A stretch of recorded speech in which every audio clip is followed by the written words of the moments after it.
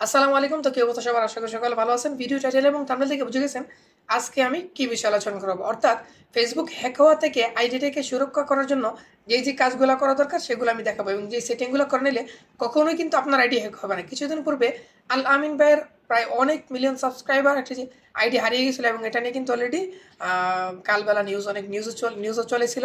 পরবর্তী উনি আইডিটি ফিরে পেয়েছে। কি ভুলের কারণে আইডি চলে যেতে পারে সেগুলো আজকে শেয়ার করবো আজকের ভিডিওতে। তো কথা না বাড়িয়ে চলুন শুরু করা যাক। আমার যে সাব্বির আহমেদ অফিসিয়াল পেজ রয়েছে সেটির মধ্যে একজন হ্যাকারে কিন্তু মেসেজ করেছিল। আমি সেই মেসেজটা আপনাদের দেখাচ্ছি। মানে বলে না, লোভে পাপ পাপে মৃত্যু। আমি যদি এখানে লুপ করতাম তাহলে কিন্তু আমার এই সাব্বির আহমেদ অফিসিয়াল পেজটি কিন্তু চলে যেত। আমি দেখাচ্ছি, ঠিক আছে মেসেজটা। এই যে দেখতে পাচ্ছেন সাব্বির আহমেদ অফিসিয়াল পেজের মধ্যে your Facebook page, if so please contact me, we will pay 1000 per week. এখানে কি বলছে দেখছেন? মানে আমি তার সাথে কন্ট্যাক্ট করি তাহলে সে সপ্তাহে আমাকে $1000 দিবে। Please not the we do not need any kind of access to your page. দেখেন এখানে সে বলছে যে একটা আমেরিকান মায়া হবে, মেরিনা কি জানা নাম এটা। এখানে লেখছে যে আমাকে যদি তার সাথে আমি কন্ট্যাক্ট করি এবং সে একটা ওয়েবসাইট দিবে, আমি তার মধ্যে লগ ইন করি এবং আমার আইডিগুলো আমার পাসওয়ার্ড দিই, পাসওয়ার্ড না বলছে না, সে লগ ইন করার জন্য অর্থাৎ লিঙ্ক দিবে, আমি ক্লিক করব এবং সে আমাকে প্রতি সপ্তাহে $1000 দিবে। দেখেন মানে কতটা লোভের একটা সিস্টেম। কেউ যদি না জানে এবং ভাববে যে যেহেতু একটা আমেরিকান মেয়ে ইংলিশে বলছে এটা হয়তো বাস্তব হতে পারে, আপনি এটা থেকে এর এর কথা শুনবেন মাত্র অথবা এর মেসেজ ক্লিক করবেন, আপনার আইডি কিন্তু সরাসরি তার হাতে চলে যাবে। পরবর্তী কোনোভাবেই কিন্তু আইডি ফিরানো সম্ভব না। যাদের আইডি একটু বড় হয়ে যাবে এবং যাদের আইডি ভালো রয়েছে, ভালো পজিশনে, তখন কিন্তু তারা মেসেজ করে এবং হ্যাকার আপনাদের ফোকাস করে থাকে। আজকে দেখিয়ে দেবো কোন কোন কাজ করলে আপনি এই হ্যাকারদের হাত থেকে বেঁচে যাবেন এবং কোনো ধরনের সমস্যা হবে না। তো প্রথমে যে কাজটা করতে হবে, আপনার প্রোফাইল হোক পেজের মধ্যে যে অ্যাডমিন আইডিটি রয়েছে সেটাকে আপনি সুরক্ষা রাখার জন্য চলে আসবেন সেটিংসে, কর্নারে দেখতে পাচ্ছেন, কর্নারে চলে আসলাম। এইখানে আসার পরে এই যে সেটিং যে অপশনটি দেখতে পাচ্ছেন সেটিংয়ে চলে আসবেন।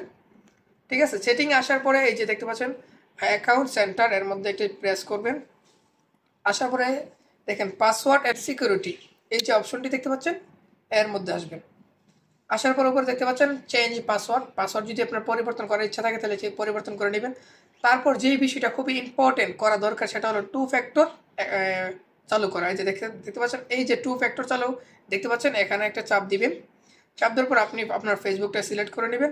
এখানে পাসওয়ার্ড দেওয়ার পরে মোবাইল নাম্বার অ্যাড করার জন্য বলবে, একটা মোবাইল নাম্বার যেটা আপনি সবসময় ব্যবহার করেন এবং আপনার নিজের কাছে রয়েছে সেই মোবাইল নাম্বারটা কিন্তু এখানে অ্যাড করে দিবেন। তাহলে কি হবে, যদি আপনি অন্য কোথাও মোবাইলটা আপনার ফেসবুক অ্যাকাউন্টে লগ ইন করতে চান তাহলে ওই নাম্বারে একটা কোড যাবে। আপনি পাসওয়ার্ড দেওয়ার পরে কেউ যদি আপনার পাসওয়ার্ড জানা যায় এবং জিমেলও জানা যায় বা নাম্বারও জানা যায় তাহলে কিন্তু আইডি নিতে পারবে না। তখন আপনার ওই নাম্বারে একটা পাসওয়ার্ড আসবে, নতুন করে কোড আসবে, সেই কোডটা দিলে কিন্তু সে লগ ইন করতে পারবে। এই জন্য এখানে আপনি একটা নাম্বার অ্যাড করে নেবেন। ঠিক আছে, এই কাজটা করে নেবেন। তারপর আরেকটু দেখাচ্ছি, একটু নিচে আসলে দেখতে পাচ্ছেন এখানে নয়, রিসেন্ট ইমেল, এটাও দরকার নাই। 2 ফ্যাক্টর চালু করার পরে তারপর দেখতে পাচ্ছেন পার্সোনাল ডিটেলস, যে অপশনটি দেখতে পাচ্ছেন পার্সোনাল ডিটেলস, এতে চাপ দিবেন। দেওয়ার পরে এখানে আপনি দেখতে পাচ্ছেন আইডেন্টিফাই কনফার্ম, এতে চাপ দিবেন। চাপ দেওয়ার পর দেখতে পাচ্ছেন আমি চলে আসছি এখানে। এই যে দেখেন এখানে বাংলাদেশ এবং কনফার্ম, আপনাদের এখানে কনফার্ম দেওয়া নেই এবং হয়তো অন্য কোনো কিছু দেওয়া নাই, কনফার্ম নেই। এর জন্য আপনি কি করবেন, নিচে দেখতে পাচ্ছেন কনফার্ম ইউর আইডেন্টি, আপনার এখানে এরকম থাকবে, আপনি এখানে চাপ দিবেন। তারপর দেখতে পাচ্ছেন প্রোটেক্ট ইউর অ্যাকাউন্ট, এতে না দিয়ে উপরের ইস্যুটা এতে চাপ দিবেন। চাপ দেওয়ার পর এখান থেকে আপনি, আমার এখানে কোনো কিছু দেখাচ্ছে না যেহেতু আমি এটা কমপ্লিট করে ফেলেছি।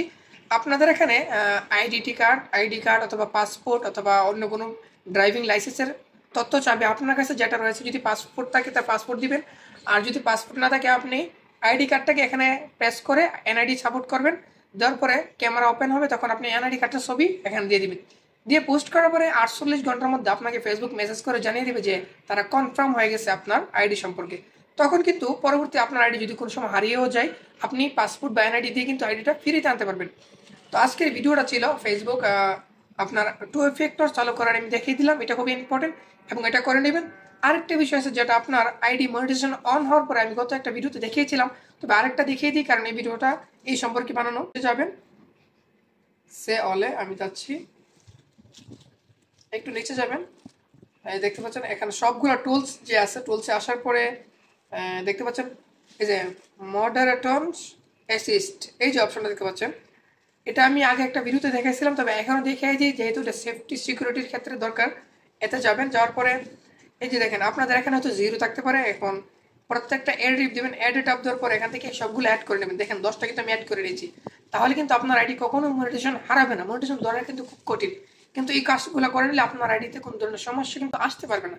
ঠিক আছে, আজকের ভিডিও পর্যন্তই, দেখা হবে নেক্সট কোনো ভিডিওতে। ভালো থাকবেন।